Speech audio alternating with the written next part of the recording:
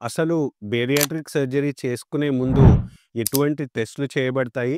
And ఎంతమంది డాక్టర్‌లను కలవాలి? ఎటువంటి ఎవాల్యుయేషన్ జరుగుతుంది అనేది తెలుసుకోవడమే ఈ వీడియో యొక్క ముఖ్య ఉద్దేశం. So, let's start the topic.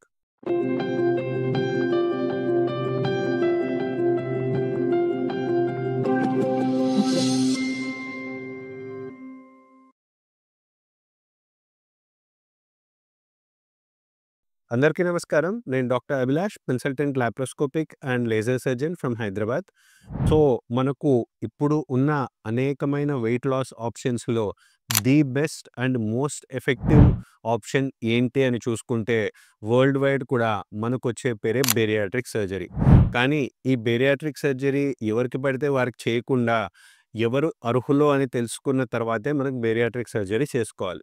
So, ఎవరు అర్హులు అంటే మనకు బాడీ మాస్ ఇండెక్స్ బట్టి ఎవరికైతే బాడీ మాస్ ఇండెక్స్ 40 పైన ఉందో లేదా బాడీ మాస్ ఇండెక్స్ 35 పైన ఉండి వారికి అసోసియేటెడ్‌గా షుగర్ గానీ, బీపీ గానీ, పీసీఓఎస్ అనే ప్రాబ్లమ్ గానీ, జాయింట్ పెయిన్స్ గానీ, అబ్స్ట్రక్టివ్ స్లీప్ యాప్నియా గానీ ఉంటాయో వారికి మాత్రమే బేరియాట్రిక్ సర్జరీ చేయడం జరుగుతుంది. కానీ ఎవరైనా బేరియాట్రిక్ సర్జరీ చేసుకునే ముందు ఈ టెస్ట్‌లు ఆర్ ఈ చెకప్స్ అన్నీ జరిగిన తర్వాతే మనకు బేరియాట్రిక్ సర్జరీ చేయడం జరుగుతుంది. ఇది కూడా సిస్టమ్ వైస్ మనం చేస్తూ ఉంటాము. సో, ఫస్ట్ మనం ఏం చేస్తాము అంటే బేరియాట్రిక్ సర్జరీ వారికి వాళ్ళ బాడీ మాస్ ఇండెక్స్ అంటే వాళ్ళ హైట్‌కి సంబంధించి ఎంత వెయిట్ వాళ్ళ టార్గెట్ అనేది తెలుసుకోవడానికి బాడీ మాస్ ఇండెక్స్ అనేది ఒకటి కాలిక్యులేట్ చేయడం జరుగుతుంది. దాంతో పాటు మనకు రకరకాల బేరియాట్రిక్ సర్జరీస్ ఉంటాయి. అండ్ బేరియాట్రిక్ సర్జరీస్ తర్వాత న్యూట్రిషనల్లీ పేషెంట్ మరీ వీక్ అవ్వకూడదు అనే ఉద్దేశంతో ప్రయర్ టు సర్జరీనే మనకు పేషెంట్ ప్రొఫైల్ ఎట్లా ఉంది న్యూట్రిషన్స్ పరంగా అని చూసుకోవడం జరుగుతుంది. అంటే ఏమేమి తెలుసుకుంటారు అంటే వాళ్ళ విటమిన్ ప్రొఫైల్ లైక్ వాళ్ళకి విటమిన్ డి ఎట్లుంది, విటమిన్ బి12 ఎట్లుంది, వాళ్ళకి ఐరన్ ఎట్లుంది, వాళ్ళ కాల్షియం ఎట్లుంది, ఇలా మనకి మినిమమ్ బేసిక్ న్యూట్రియంట్స్ గురించి తెలుసుకుంటాము. మనకి ఏవేవి తక్కువ ఉన్నాయో వాటిని ఎక్కువగా మనం డైట్‌లో కరెక్ట్ చేసుకుంటే న్యూట్రిషనల్లీ మనకు మనీ హీనించకుండా మనకు అలా కాపాడుకోగలుగుతూ ఉండాలి. దీంతో పాటు మనకు సిస్టమ్ వైస్ ఎవాల్యుయేషన్ అంటూ ఉంటుంది.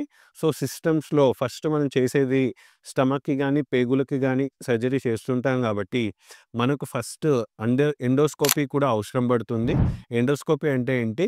నోట్లోపల ఒక పైప్ అనేది పెట్టేసి మనం ఆపరేషన్ చేసేది మెయిన్‌లీ స్టమక్‌కి కాబట్టి ఈ స్టమక్‌లో మనకు ఏమన్నా అసిడిటీ సంబంధించిన ప్రాబ్లమ్స్ ఉన్నాయా? లేకుంటే కడుపు లోపల ఏమైనా పుండ్లులాగా గానీ, గడ్డల్లాగా గానీ ఏమన్నా ఉన్నాయా? ప్లస్ కొందరికి హైయటస్ హెర్నియా లేదా గ్యాస్ట్రోఎసోఫేజియల్ రిఫ్లక్స్ అంటాం. అంటే యాసిడ్ అనేది పైకి ఎగవాకుతున్నట్టు అట్లా ఉన్నవారికి కూడా ఆ ఫైండింగ్ బట్టే మనకి ఎటువంటి సర్జరీకి పేషెంట్ అర్హులు అనేది కూడా డిసైడ్ చేసుకోవడం జరుగుతుంది. నెక్స్ట్ మనకు హార్ట్‌కి సంబంధించిన ఎవాల్యుయేషన్‌లో భాగంగా పేషెంట్‌కి లిపిడ్ ప్రొఫైల్ అనేది చేయడం జరుగుతుంది. అంటే వారికి కొలెస్ట్రాల్ గానీ, ట్రైగ్లిజరైడ్స్ గానీ ఎలాగున్నాయి, గుడ్ కొలెస్ట్రాల్ ఎంతుంది, బ్యాడ్ కొలెస్ట్రాల్ ఎట్లుంది, దాంతో పాటు ఈసీజీ గానీ, ఎకో అనే టెస్ట్ గానీ, ఇంకా అవసరమైతే ట్రెడ్మిల్ టెస్ట్ అనే టెస్ట్ కూడా అవసరం పడుతుంది. ఇవి కాకుండా లంగ్స్ పరంగా, ఊపిరితిత్తుల పరంగా మనకి ఎవాల్యుయేషన్‌లో భాగంగా ఎక్స్‌రే అనేది ఒక అవసరం పడుతూ ఉంటుంది. ఊపిరితిత్తుల్లో ఏమన్నా గడ్డల్లాగా గానీ, ఏమైనా ఇన్ఫెక్షన్ లాగా అని ఉందా అని తెలుసుకోవడానికి. దాంతో పాటు పల్మనరీ ఫంక్షన్ టెస్ట్ అనేది కూడా చేయడం జరుగుతుంది. అంటే ఊపిరితిత్తులు ఎంత బాగా గాలి తీసుకోగలుగుతున్నాయి, ఎంత బాగా గాలి వదలగలుగుతున్నాయి అని తెలుసుకోవడమే పల్మనరీ ఫంక్షన్ టెస్ట్ యొక్క ముఖ్య ఉద్దేశం. దీంతో పాటు ఎవరికైతే నిద్రకు సంబంధించి కొన్ని ఇబ్బందులున్నాయో, అంటే వారు కూర్చొనే నిద్రపోతున్నారు, లేదంటే నైట్ టైమ్ నిద్రపోగానే ఊపిరాడక లేస్తున్నారు. ఇలాంటి స్పెషల్ కన్సిడరేషన్స్‌లో ఈ స్లీప్ స్టడీ అనేది కూడా అవసరం పడుతూ ఉంటుంది. ముఖ్యంగా ఈ నిద్రకు సంబంధించిన ప్రాబ్లమ్స్ అన్నీ ఒక గురకతో స్టార్ట్ అయిపోయి ఉంటాయి కాబట్టి వారికి స్లీప్ స్టడీ అనేది కూడా అవసరం పడుతూ ఉంటుంది. ఇవి కాకుండా జనరల్ చెకప్‌లో భాగంగా లివర్ ఫంక్షన్ టెస్ట్ అని, కిడ్నీ ఫంక్షన్ టెస్ట్ అనేది కూడా చేసుకుంటూ ఉంటాం. ఇవన్నీ కాకుండా ముఖ్యంగా జరగాల్సిన ఎవాల్యుయేషన్స్ ఏంటి అంటే డైటీషియన్ లేదా న్యూట్రిషనల్ ఎవాల్యుయేషన్. సో, మనకి ఆపరేషన్‌కి ముందు ఎటువంటి డైట్ తీసుకోవాలి? బికాజ్ సర్జరీకెళ్ళే ముందు కూడా మనకు సర్జరీలో మెయిన్‌లీ ఫస్ట్ కొన్ని రోజులకు ముందు లిక్విడ్ డైట్ అనేది ఇవ్వడం జరుగుతుంది. ఎందుకు అంటే మనం ఆపరేషన్ చేసే స్టమక్ దగ్గర మనకు లివర్ అనేది బాగా పెద్దది అయిపోయి స్టమక్‌ని అడ్డగిస్తూ ఉంటుంది కాబట్టి ఆపరేషన్‌కి minimum at least 10 days to 2 weeks వరకు పేషెంట్‌ని ముఖ్యంగా లిక్విడ్ డైట్ పైన పెట్టడం జరుగుతుంది. సో దట్ సర్జరీ టైంలో వాళ్ళ లివర్ అనేది మనకు సర్జరీ చేస్తున్న చోట అడ్డగించకుండా ఉండడానికి, అంటే అంటే లివర్ సైజ్‌ని తగ్గించుకోవడానికన్నట్లు ప్రీ ఆపరేటివ్‌లీనే మనకు డైటీషియన్ కన్సల్టేషన్ చేసుకోవాలి. అండ్ ఇది కాకుండా సైకియాట్రిక్ ఎవాల్యుయేషన్ అనేది కూడా చాలా ఇంపార్టెంట్. ఎందుకు అంటే బెరియాట్రిక్ సర్జరీ తర్వాత ఖచ్చితంగా ఒక 2, 3 మంత్స్ వరకు అనేకమైన జాగ్రత్తలు పాటించాల్సి వస్తుంది. సో, ఈ జాగ్రత్తలన్నీ పాటించడానికి పేషెంట్ అసలు ప్రిపేర్డ్‌గా ఉన్నారా లేదా?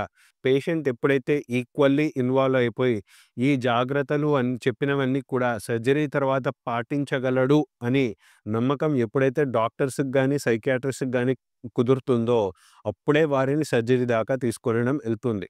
So, mental preparation of the patient is equally important. ఒకవేళ ఆల్కహాల్ గాని, సిగరెట్ గాని అవన్నీ తీసుకునే వాళ్ళకైతే ఎన్ని రోజుల వరకు ఆపాల్సి వస్తుంది, అవన్నీ ఆపగలరు అనే కాన్ఫిడెన్స్ తెచ్చుకున్నాకే సర్జరీకి ప్రొసీడ్ అవ్వాల్సి వస్తుంది.